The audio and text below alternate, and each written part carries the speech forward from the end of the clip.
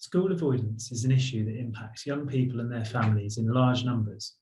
Even prior to the pandemic, in 2019, over 900,000 students were recorded persistently absent, up 20% on the previous year. With many pupils returning to the physical school environment after disrupted periods of home learning, the transition is proving to be a source of huge anxiety. So how can schools work with parents to spot signs of emotionally based school avoidance and support young people who may be finding the idea of school attendance a problem? I'm TES Senior Editor Simon Locke, and to discuss this issue and explore some of the solutions, I'm joined by Ellie Costello from Square Peg, a social enterprise set up to support students and families struggling with school avoidance, and Olivia Hennesse, Assistant Head Teacher at Perrywood Primary and Nursery School in Worcester, and Alison Winsborough, Assistant Principal at Atlantic Academy in Dorset.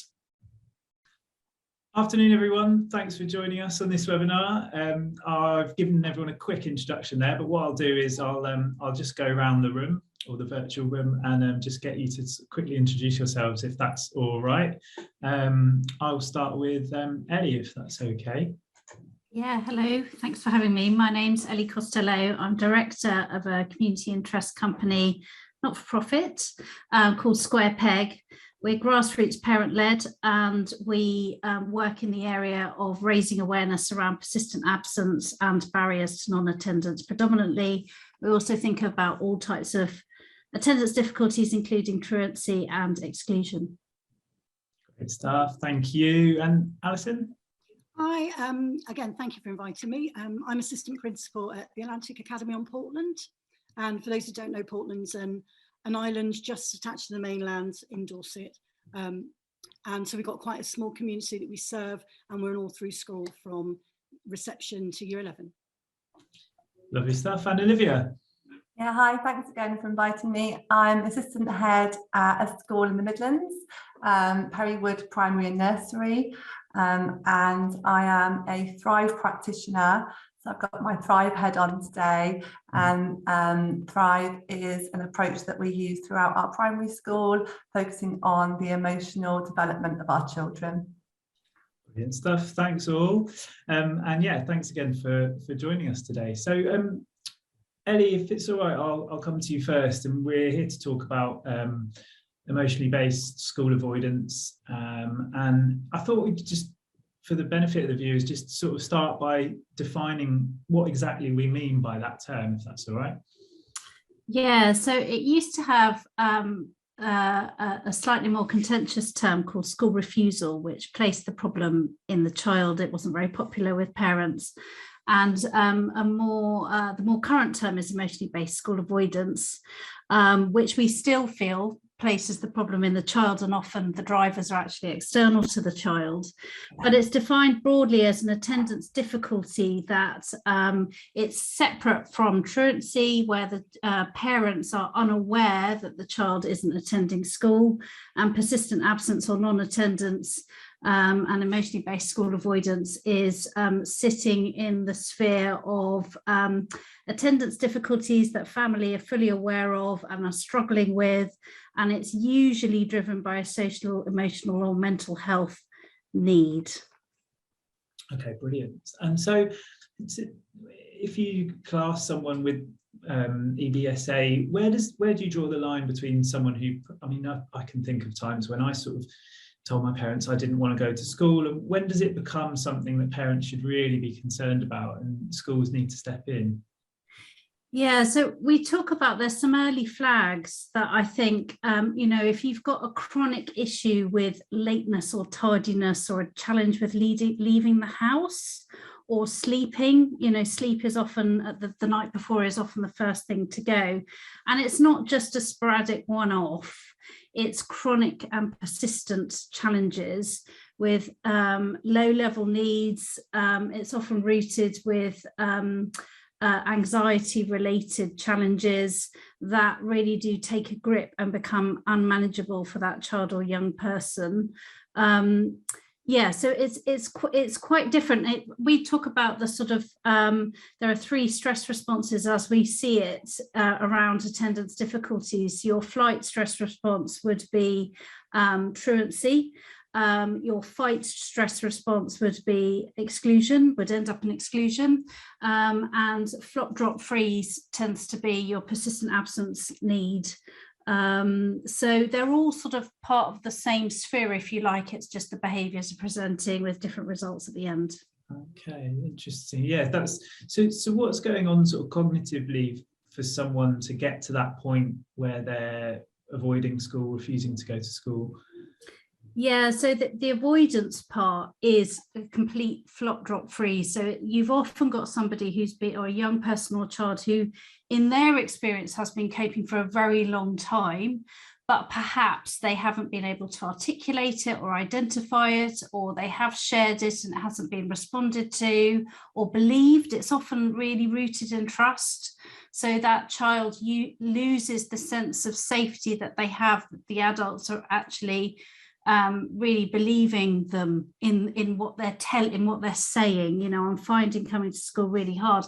But the refusal is absolutely, or the avoidance, if you like, is absolutely a last sort of point for a very, very long road. And if you track it back, it's often been presenting in various ways for a very, very long time. Okay, and I'll bring in the rest of the panel on this one at some point, but do you know what the sort of scale of the problem is, and do you know how it's sort of been made worse by the last couple of years, pandemic and periods of lockdown? Is there any sort of research, or do you have an idea of numbers? Yes, well, it's interesting because we were campaigning several years ago to sort of ask for everybody to look at this rising problem, because it was invisible, it wasn't really understood, and the data was quite patchy because it's all reliant on obviously registrations. You know, you may have a very sympathetic teacher who has the agency to authorize absence and a good relationship with the child and the family. They may know that that child actually is really struggling with chronic illness, for example, but actually the registrations process can be quite subjective, and that can leave families exposed, which I can talk about a little bit later. In terms of national data, the data that we focus on, obviously we've got school census and pupil numbers coming out imminently, but the national data that we tend to start with is from the autumn 2019, the pre-pandemic data. And the reason why we focus on that is because there's quite an interesting trend in the previous academic years, and then it explodes again. But it's definitely, it was on that upward rise, pandemic or not.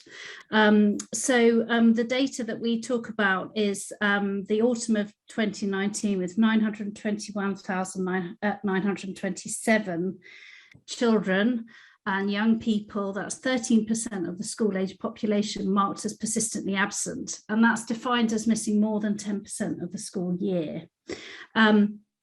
Now, if you can compare that with the previous school year, the full academic year, because that is just the autumn term, the 2018-2019 data was landing at around 772,000. So you've got about a 20% increase, so a sharp uptake there. And the previous year to that, the 2018 was 759,000. So you only had a 20,000 differential between those two school years. So it's really interesting because around 2019 and creeping up from 2018, we did have quite a sharp curve, but it was on target.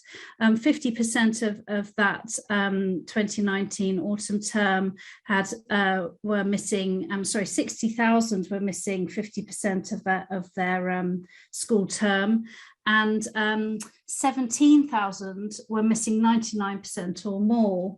And then if you look at the following autumn, the 2020 data, it's really hard to define what was going on. If we cast our minds back, schools had bubbles, they were testing facilities, we had staggered attendance, all sorts. It was quite chaotic. So trying to sort of pick out impact and understanding increases of actual attendance irrespective of COVID and because of COVID is quite difficult to pick out. So I think there will be some useful retrospective work to do from this census comparing to the previous year and the 2019, but certainly it's absolutely on track and rising exponentially now, the levels of need and the challenges around returning to education, children feeling safe in the classroom, the rise in anxiety, that sort of thing. Olivia, is that something that resonates with you? Are you seeing a rise in school avoidance? So what we've seen in school is the fact that the children have come back to a different climate. 2 years ago, they knew their routines. They knew the consistency of school. They knew what they would do in the morning. They would get up, they would come to school, they would have their break time, they would have their lessons, their lunch, and the end of the day. To us as adults, we don't think anything of that. But to a child, that's their whole life. And everything around school, every little interaction is their life. And so the fact that the pandemic hit, and it hit so quickly, and everybody was just dispersed, and we've done so much work in school about connection, about teacher, parent, child connection, everything about that, and it all went, didn't it? So what we're finding now is we are on that road to the building blocks of finding those relationships again and getting back out into the community and really just pushing those one-to-one relationships within every single individual child, and specifically these children who have more ACEs in their lives or who have more predisposed life circumstances that might mean that they might have a school avoidance. How about you, Alison? Is it something you sort of started to see at in your setting? Yeah, definitely. And I'm going to talk a little bit more about the secondary part of our school, really, but totally concur with what you were saying, Olivia. And it is all about connection, isn't it? About those kinds of communication and keeping them really open. We were fortunate, I think, being on an island. We've got quite a contained community, I suppose, and we worked really hard during the pandemic at maintaining those connections with parents. And so every family was rung every week by primary and by secondary, so we could chat through issues, just keep that connection, talk to the students and the parents. And I think that's paid dividends now, because although, yeah, we have seen a rise in numbers since we've come back, and for all those reasons you mentioned, Olivia, but we are below the national average, but it's still more than we would like. It's still more students not engaging than previously. So it's really what we do to make sure that we are really building those connections and actually listening really carefully to what the barriers are. And I think that's at the heart of it, isn't it? It's listening and seeing why that issue is there, and why students are finding that barrier and not necessarily finding school part of their routine that it would have been before. Mm-hmm. You both mentioned parents there, obviously, and Ellie, I'll come back to you. How important are parents in this situation? How key is it for schools to work with them? Yeah, vital. I mean, I see it as sort of both sides of the child's life, really. You know, they've got much of their waking life in school with teachers that they connect to and want to feel safe with and want to do well for and want to impress, and their peers, and then you've got home, you know. And so I absolutely feel that parents are essential to the conversation. We can't fix attendance difficulties without bringing parents to the table. Often there's every single type of family out there that are experiencing attendance difficulties. It's indiscriminate. There are, of course, more known cohorts with greater vulnerabilities and disadvantage and adversity that they may face and may bring, but non-attendance is pretty indiscriminate in terms of the sort of absence difficulties once they set in. And I would say that, often parents report there's a real disconnect. I think connection is really there, and they often feel that they are, either judged or not listened to. And I think those early conversations where there's an opportunity to be heard, you're already bringing, as I mentioned, sort of acres of family experience that's been going on behind closed doors, often for a long time, in terms of disturbed sleep or big meltdowns when coming home from school, or obsessions about peers, rupture cycles within friendships, or challenges with learning, or it might be a health difficulty that's settling in that hasn't been resolved. There's so many reasons, and so by the time a family comes to school to raise it, if it's not sort of flagged early in terms of picking it up on registrations, they believe me, they've been dealing with it for a very long time. So those early conversations are so important. And I think often, I remember as a parent, really being aware that the poor primary teacher was standing there just thinking, oh my goodness, it's the end of the day and I've got marking and planning to do, and I've got my life to live. And you're very aware of the sort of burden that you bring, and you don't want to be that parent. And those early conversations can really sort of pivot and go set a family off in a different way. So I'm so grateful that the focus on attendance and the challenges that families are facing are happening, because I think that's going to lead to more productive conversations and some really great, reflective listening and supportive practice. I hope, I can see the intention and I can see the desire. I think the pandemic showed us how important our communities and our connections are. Yeah. And Alison and Olivia, do you also see sort of parents playing a really key role here? Are there any sort of things you've been doing to sort of, like Ellie was saying, get those conversations started early? Alison, I'll come to you first, if that's all right. Yeah, I think it really does come down to that listening, and also I think being flexible, genuinely flexible, and emphasising with parents that it is a partnership.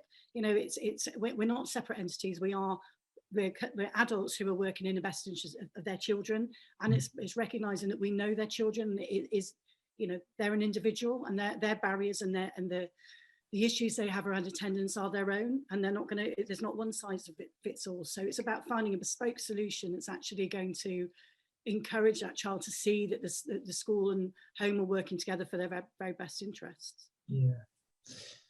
Olivia, are you able to sort of spark some conversations with parents now that things are opening up a little bit more and sort of get that dialogue going? Yeah, definitely similar to what Alison said.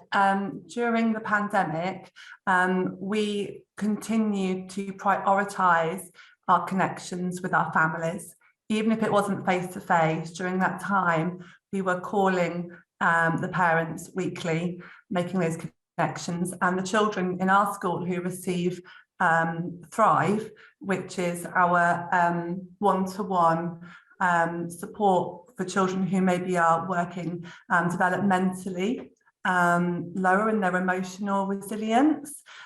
They were actually getting sent Thrive packs to do Thrive activities at home, so play, creative arts, all those things with their families. So we tried to maintain that through the pandemic. And then as we've come back now, we have got a building that is now sort of assigned as a family hub, and we're building the hub now to try and actually make the school a hub for our community, a place where everyone feels welcome, and it's not the school, it's not ours, it's everyone's, and getting the parents involved in that. That is a big thing that we're trying to push at the moment in our school and in our community. And also just inviting the parents in now and getting them involved, checking in, having those interests that the children have, and ensuring that the parents who have got children who are struggling to come to school, making sure that connection is still there, making sure that communication is open all the time, and checking in with them. Brilliant. Ellie, I'll come back to you if that's okay, on the sort of the impact this is having. Obviously, we talked about the numbers and the spike that's really sort of become apparent over the last couple of years. Do we know what sort of impact this is having on learners in terms of their academic achievements and also their obviously sort of emotional well-being as well? Yeah, it can be devastating. We know sort of very simply, I'm sure we can all remember when we might have been off school due to a period of prolonged illness, and that return was big enough after a week or a couple of weeks. And so, and that sort of lost momentum of keeping up with peers and with the content. So when you lose that, and when you fall out of education, and those connections really do get lost. But more than that, the learning is lost. So I do understand the whole conversation around lost learning and why that is such a concern. However, you can't capture the lost learning. You can't actually regain the time, because the time has gone. You can only start from where you are now. And nothing is going to be achieved unless the social, emotional, mental health foundations are secure, and that child is regulated, feels safe, feels happy, feels welcome, and is actually curious and coming to the table to start to be ready to learn. And that's what going to school is, isn't it? And that's what we all want, is this desire, this thread to sort of, for children to feel really connected and to come in and be curious and inquiring and all of those things. What the pandemic did is it severed it for everybody globally. Before, there was a absolutely massive non-attendance community. We work in partnership with another organisation called Not Fine in School. It got its name because so often I was told the same phrase when I first raised concerns: oh, he's fine when he's here, don't worry about it. That's when I was talking about those very early conversations where a parent is raising a concern and school just don't see it, they don't agree with it, they might have an opinion as to why the family is bringing that concern. But that group is less than 4 years old. I joined it on social media. Thank goodness for social media, because it was it continued to be a community, closed group. I joined at about less than 200 members, and there's now 25,000 families on there. So a massive amount of families who are just struggling for all sorts of reasons with attendance, with remaining in education, with accessing education. And without a doubt, all of these families are so desperate about the impact on their child's learning, their future prospects, their health. So once you start losing those threads and losing that sort of traction in a child's life, then it mounts up. Then the vulnerability and adversity and outcomes really start sort of stacking up, or negative outcomes start stacking up. And that's where it becomes, sort of quite anxious for the family, because suddenly you'll have the attention of say an early help meeting, which can be quite a shock to a family if it's sort of very formal, and suddenly it's all the focus is on attendance, and actually what the family might need very early on is, gosh, this sounds really hard, what's going on for you? Can you tell me about it? How long has it been going on for? I'm aware you raised it with this person, but perhaps it didn't resolve, or are you known to this service and can we help you with a referral? There's some really agile stuff that can go on early on that helps, sort of stabilize that family, because it does become very wobbly. Yeah, of course. Yeah, and the impact on families is obviously a massive factor, not just the learner. Alison, are you sort of starting to see some of the impact from this now? I guess from an outsider perspective, restrictions have been lifted. We're sort of in what recovery mode, but actually some of the impacts only just being sort of realised, I guess, at school level. I mean, obviously the educational aspects have been discussed at length, haven't they? But I think I agree with what Ellie said. It's about those discursive interpersonal skills. That's what we're losing. It's those connections and ability for students to feel comfortable around their peers and form those friendships in reality, rather than just online or on the phone, those real face-to-face interactions. We've had a big thrust at school on oracy, because when you're learning online, the ability to discuss things in a natural way is really, really difficult. I mean, ironically, we're doing that today, aren't we? But it is different. It's a different skill, and so we've been really trying to encourage our students to express themselves and be confident in speaking out and saying what they think. And that's they're having to learn that in a way that they wouldn't have had they not had the last 2 years, because they would have been doing it just intrinsically, I think. And so I think it's all those social skills that they need to, and that's ultimately one of the things that they'll be using in, you know, when they go out into the workplace, is actually preparing them for that sort of normal interaction. Yeah. Olivia, in your sort of conversations with families when it comes to school avoidance, how are you seeing a sort of impact there? Are they struggling? Is that a sort of an immediate way of sort of resolving the issue? I think for us, I think it's about, whenever we speak to any family, it's about like normalizing those fears and worries and validating where you are. And actually, similar to what Ellie said, saying, I see you, I hear where you are, and we're with you, and working as a partnership, and actually sort of supporting and getting the families alongside. I feel like that is the best way forward. As a school, we try and say that we have a sense of place, so we're playful, loving, accepting, curious and empathetic. And I think that can come through all of interactions, not just with children, but with parents too. Brilliant. Yeah, okay.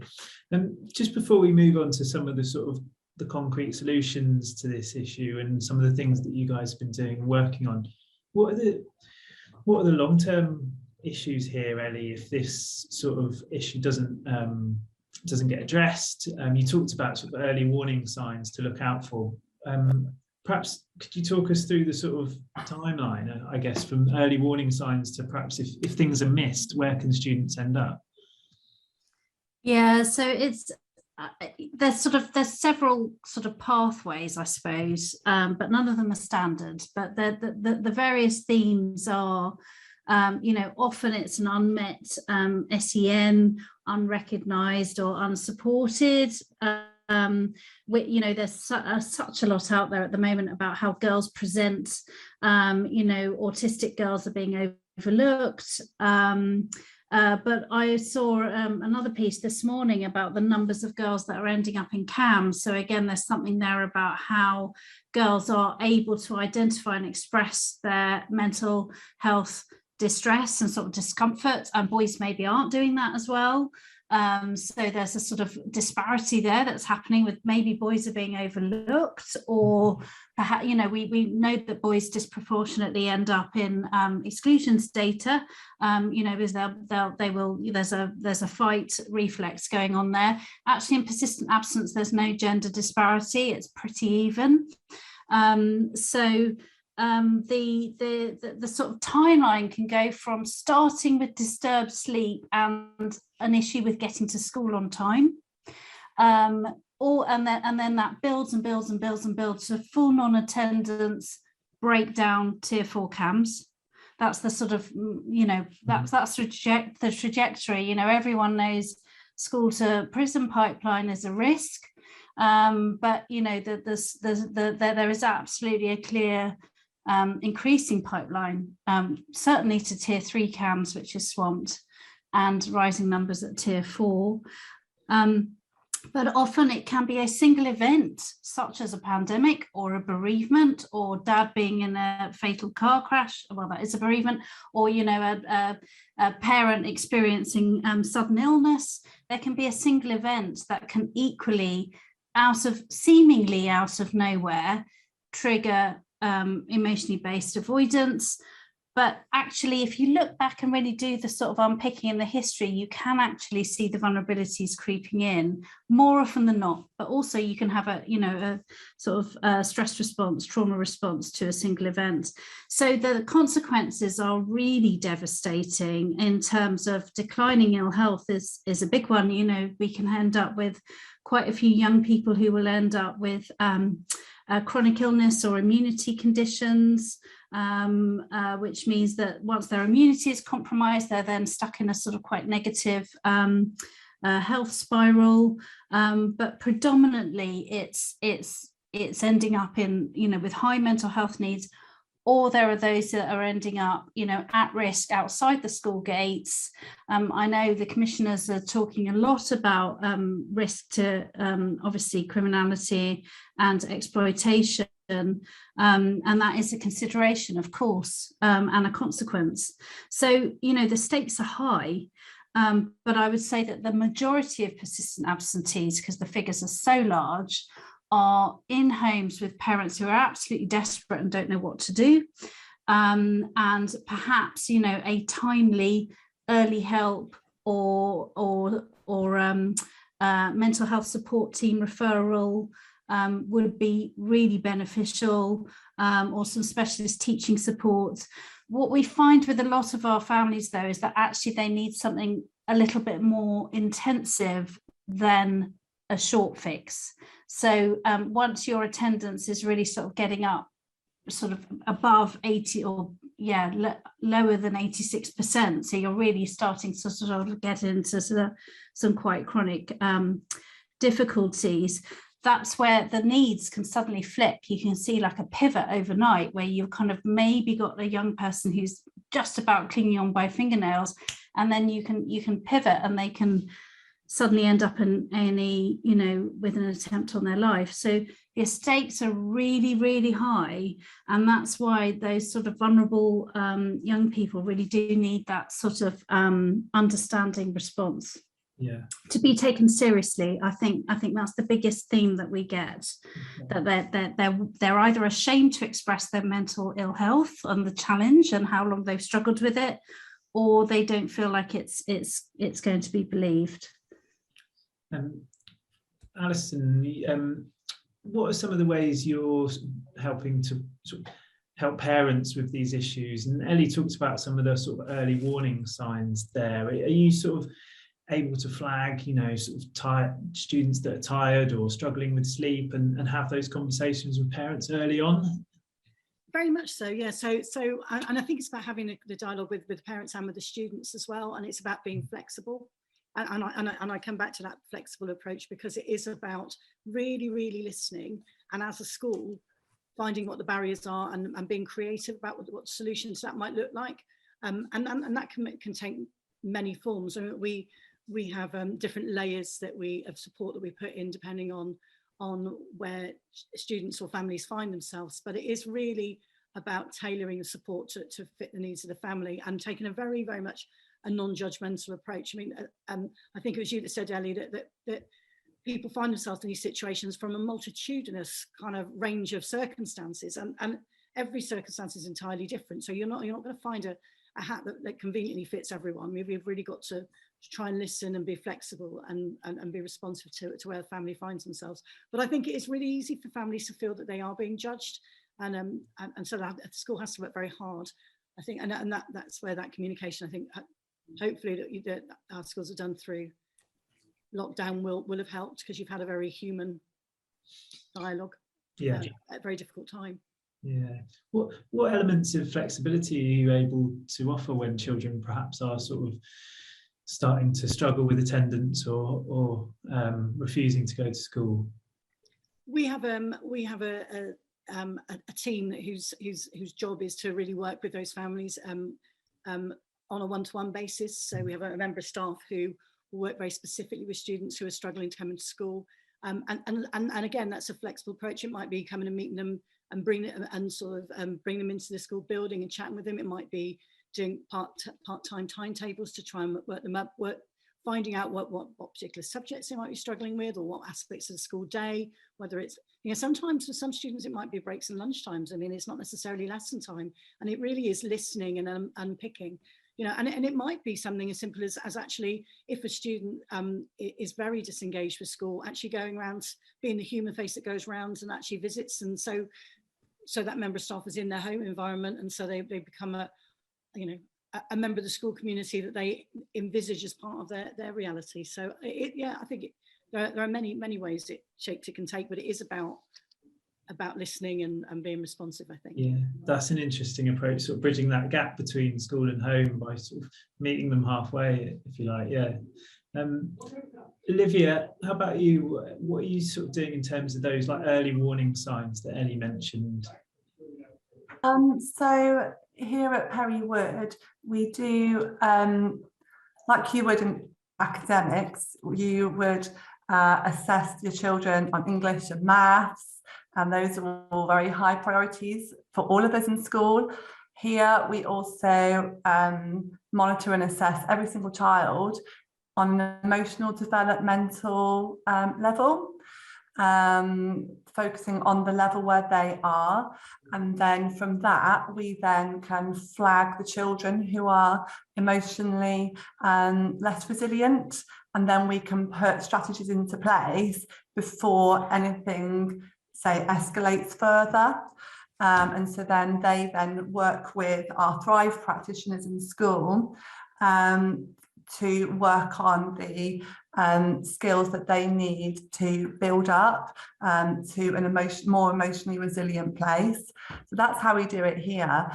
We also work alongside families as well, talking with them, and we do currently run a programme with families, working with parenting tips as well to support, and hoping that that will go out further into the wider community.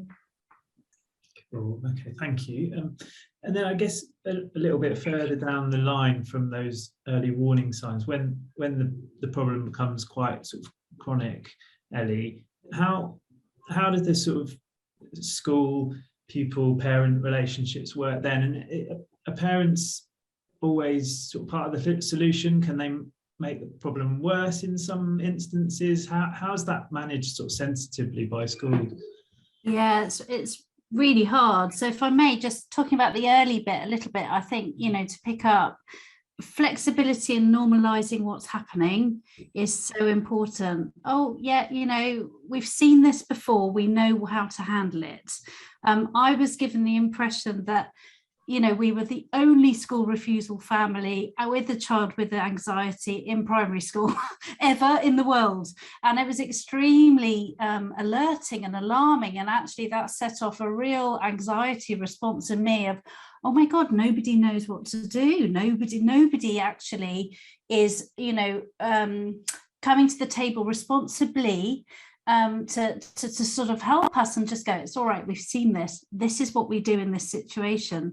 So I think that sort of normalizing and that pivoting exactly of being flexible. We've, families have reported they've really struggled with, asking for something minor, an adjustment to start time, or perhaps going through a different corridor to enter the building or something like that. And the response is, we can't do that because it'll set a precedent. And it's those kind of things that really do sort of choke everything quite early on. So I think what we've been talking about early, in the sort of early universal offer is attachment focused, family focused, person centered and individual, really sort of coming together as the sort of hands around the child to think about the best way, and including the child in those discussions if they have capacity to do so, as often they can be very withdrawn and shut down or fearful. Mum's displeased with me, Mr. So-and-so is displeased with me, everyone's worried that I'm missing my learning. It can be a massive burden. But the sort of next tier up for us would be sort of really bringing in that trauma-informed lens as well. So understanding how that team around the family can come together. Perhaps that's either a child in need or a sort of, really thorough early help that will bring together the understanding of what's going on in the child's brain. That is actually the barrier, really holding in mind that anxiety or any mental health challenge that is chronic and is around for 6 to 12 months or more is a disability. It's absolutely, it's not a choice. It's not about being difficult. It really is, often we have families, and both my children of a time would say the same thing. I want to be able to go to school, but I just can't. And it's not the won't that, it's not about willful choice. It's not about obstinance, and it's not about attention seeking. It's it's much more nuanced than that. So sort of holding in mind the importance of strong attachments, listening, and then the next layer would be sort of bringing in that trauma-informed understanding, I'm a therapeutic parent, so I use PACE network as well, DDP network and PACE, although PLACE I love because it's got love in there. So these tools are sort of almost like an intensive sort of hit on top of your sort of universal stuff and approaches, and they can often be like a sort of really thorough injection of additional support, almost like a taking a load of antibiotics to clear a cold. It can be really, or not a cold, but it can be really effective to add that intensive support. For families, though, something like a home visit can be hugely alarming. And so sort of making those offers and having those conversations, families will often feel attacked or judged. So, the conversations around parenting tips can land really badly. And so it's about sort of, this is just some advice. Often I think that the parenting advice can come later. The recommendation for parenting coaching and parenting support, I think of it as parental development. It's sort of professional parenting development for my skill set, my personal development as a parent. But I only got there once the relationships were there, the sense of trust was there between the professionals around the table. And then I was able to think about parenting tools once I knew that the sort of social, emotional, mental health side and physical health and learning was all covered. We sort of covered all those bases. And then I was kind of like, okay, I don't need to worry about the management of that part of the case, my child's case, and this is how I can tool up. This is what I can bring to the table. So I think those conversations around parenting support, if they're timed wrong, it can sound like, oh, mum's over anxious, and that's quite a common one. And I remember saying after a good year of trying to navigate around, somebody observed that I was over anxious and frustrated, and I said, well, of course I am. My son's been out of school for a year and nothing's changing. And we've been meeting every 2 to 6 weeks sometimes, which is massively intensive for you to turn up and share what's going on in your family home every 2 to 6 weeks, 4 weeks, 3 weeks, whatever. So it's about really sort of holding in mind the delicacy and the fragility of that, because it is enormously destabilizing. It can remove dignity. It can be really disempowering and make you feel more vulnerable. So bringing parents alongside consensually and as a team, that's quite challenging to do once you're trying to look at introducing those measures that could help, those steps that could help. Of course, yeah. The two teachers in the room, have you any other sort of good examples or case studies of ways you've sort of really effectively worked with parents, or examples that you've heard from other schools, perhaps within your community? Alison, I'll come to you first. Yeah, there's a particular student in our Year 11 cohort who was really struggling with the idea of being in school, for example. And so we talked, we listened, and I think, Ellie, what you said is really important about actually parents sometimes feel like they're being talked at or suggestions given, etc. And it can't be about that. It has to be about flowing along it together.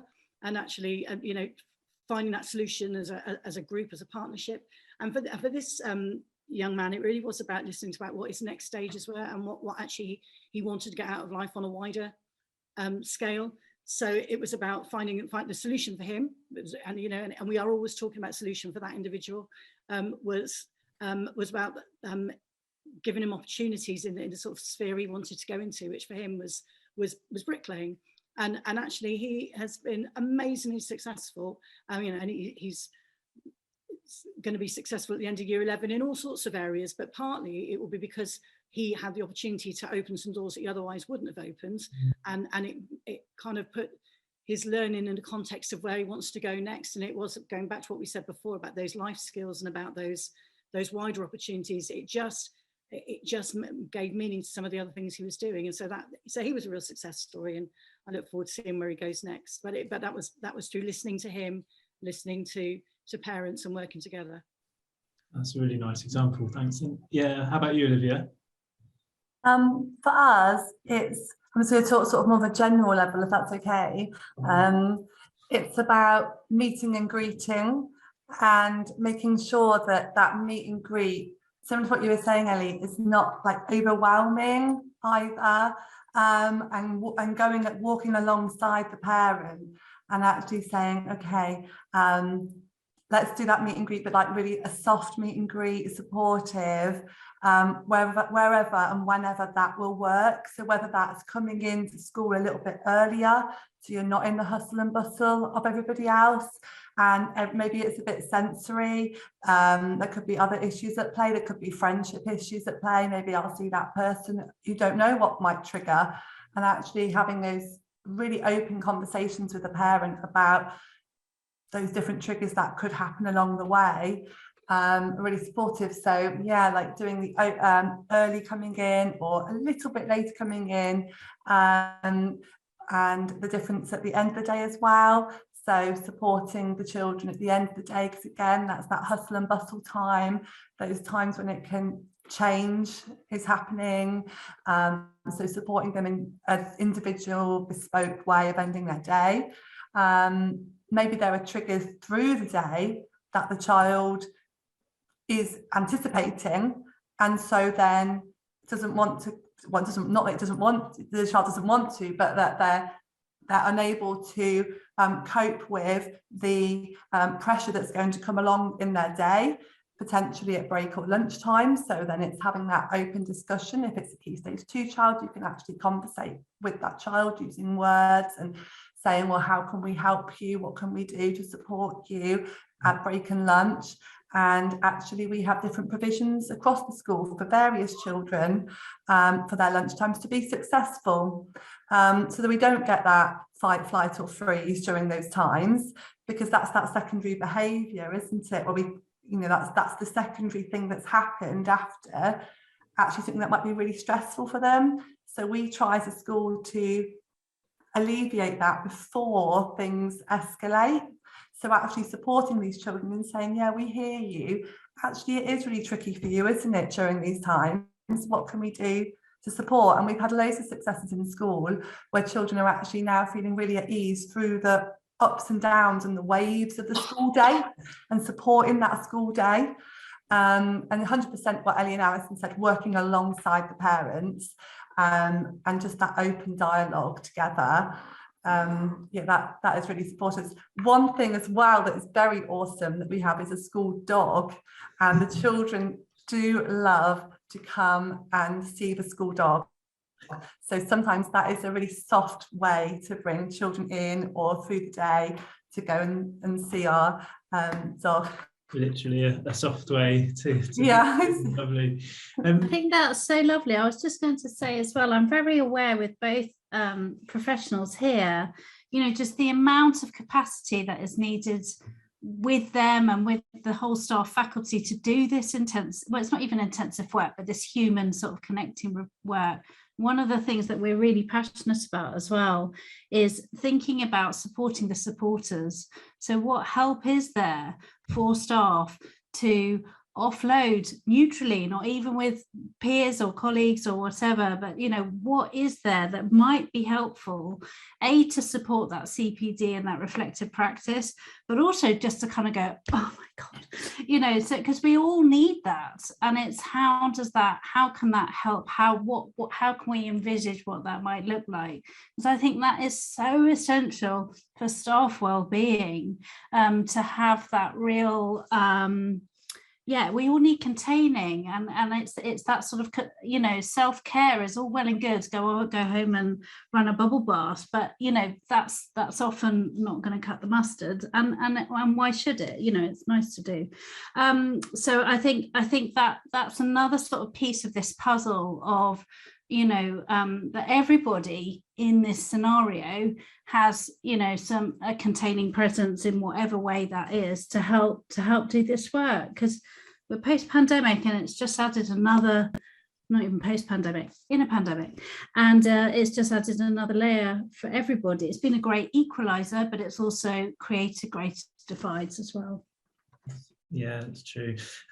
So that was a really useful discussion, guys. Thank you for joining. I'll just, as a sort of closing remark, I'll just ask you for sort of one or two really sort of your key pieces of advice for any schools watching this, and perhaps if you like, signpost them to something that you found particularly useful. So I'll go back to Olivia. What's your sort of one parting word of wisdom? Okay, maybe I would just use that acronym again for being a school that offers place, playful, loving, accepting, curious and empathetic. It takes more energy, it takes a lot of mental strength, and like Ellie said, you need to have the well-being of everyone. But yeah, playful, loving, accepting, curious and empathetic. Lovely, thanks Olivia. How about you, Alison? The word I'm going to come back to is listening. It's about keeping your ears open, your heart open, and being empathetic to people, and also realizing that there is not one solution that's going to fit everyone. It's about listening and being flexible in how you support people. And Ellie, to finish? Yeah, it's not one size fits all, is it? I would say to anybody out there, including parents and children and schools, is that knowing that it's not going to be perfect all the time, and that you're collectively between you going to not get it right, and that's going to be difficult. So sort of being aware that failure is part of the process.